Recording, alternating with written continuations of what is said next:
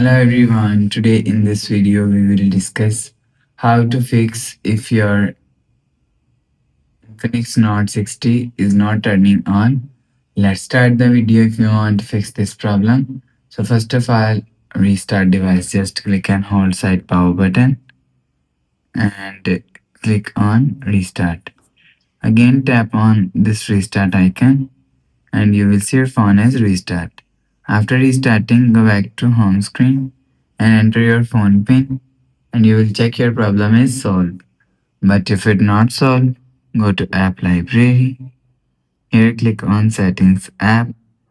Now in setting, scroll down, and click on you will see second option is my phone and you will check your software update is latest. If it not latest, update your software latest. After update software latest, go back to home screen. You will see your problem is solved. But if it doesn't fix this problem, so again click on settings app, scroll down and click on system and click on reset phone and click on reset all settings. Click on reset and enter your phone pin and click on this icon. After the process, go back to home screen.